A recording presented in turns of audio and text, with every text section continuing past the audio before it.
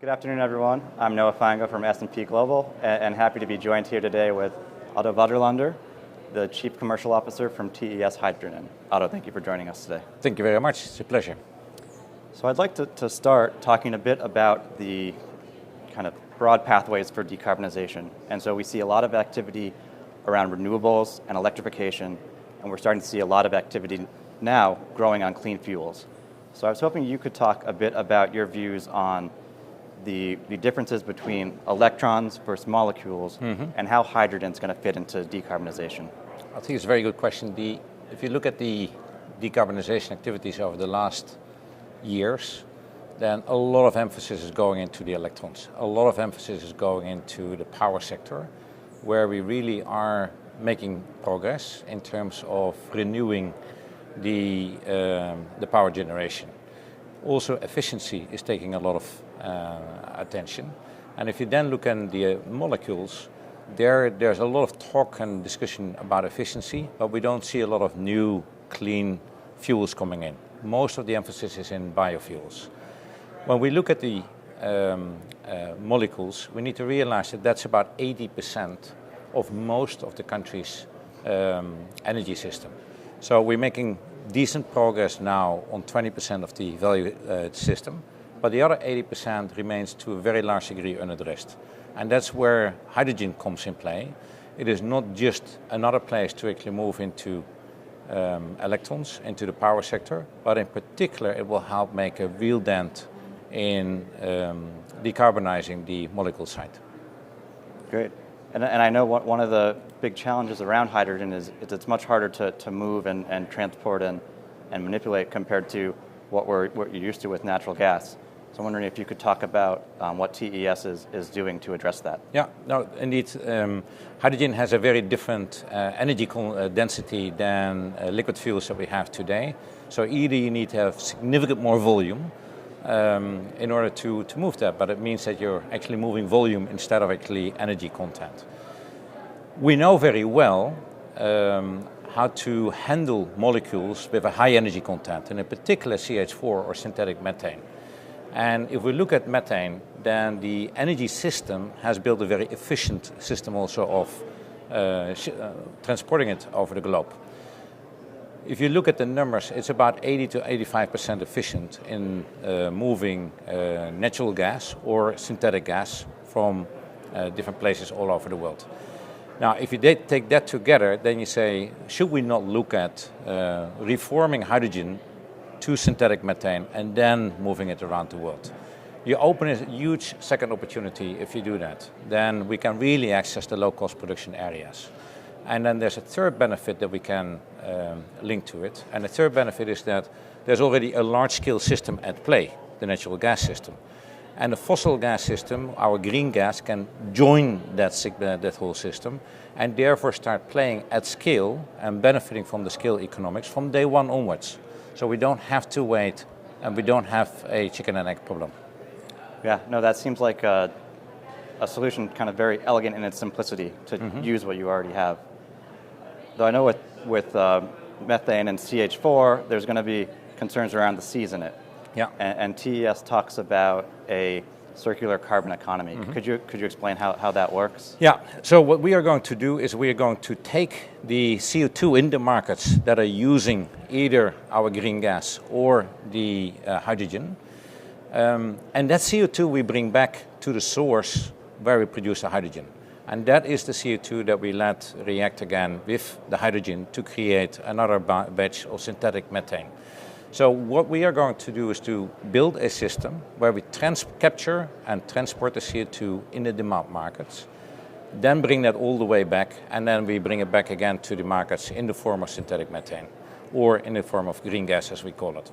Now, that whole thing will then become a closed loop, and it will be 100% CO2 circular, and there will be no emissions going into the atmosphere.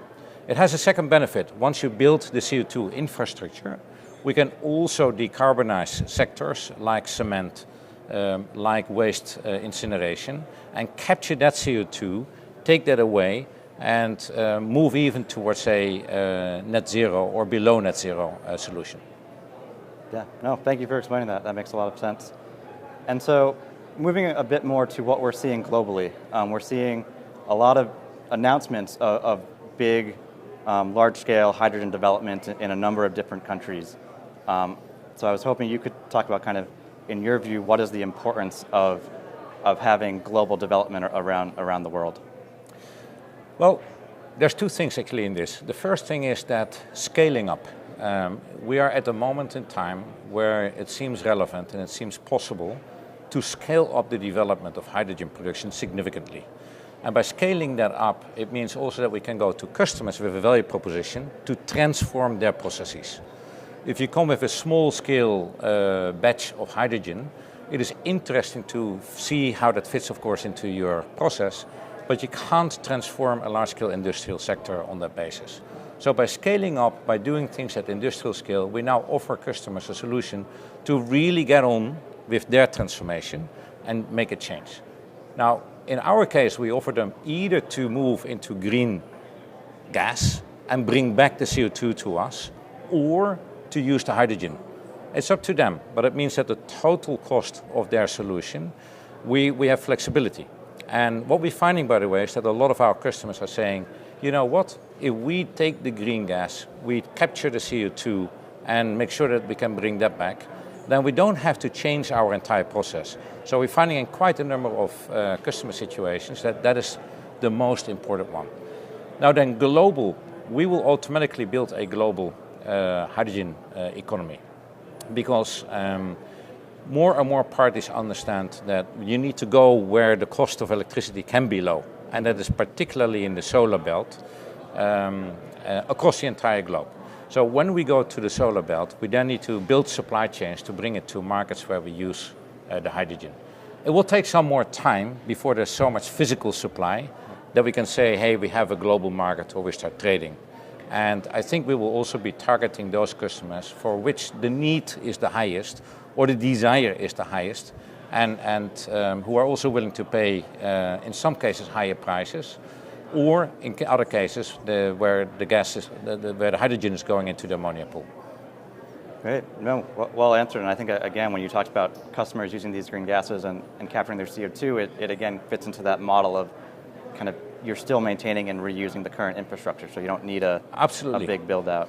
Absolutely. We like to say in the company that we fixed the battery problem in this way as well, because we can use the intermittency management tools that we have, either seasonal, daily, weekly, that we already know. We have gas storage, we have compression facilities in Linepack.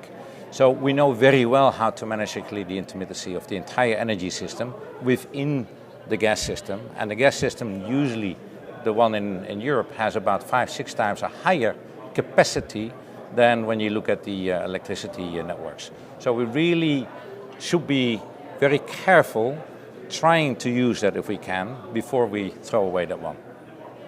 Great. I think, kind of last question, it seems like, you know, every day 2030 and 2050 are getting closer, and there's a lot of work that needs to be done to hit decarbonization targets. So what do you think, you know, in Europe, what are you seeing, and what do you think industrial, mobility, power companies need to be doing today to set themselves up to decarbonize? I think the most important part for the customers is start thinking big. I think that there's too much money showered through subsidies into the market that are interesting, but are gaining us experience, but not a transformation. So start thinking big. The supply is coming in a big way now as well, and with what the EU, the EC, has actually announced last night, in the sense of accelerating the reduction of dependence, the dependence reduction of Russia, and making more funds available and more commitments available for renewable gas. It means really that we are going to go on an accelerated path. And you're totally right, 2030 is coming closer and closer. And I would not be surprised 2045 will also come much closer. Right. All right, Otto, thank you very much for joining us. It was a pleasure. Thank you very much. All right.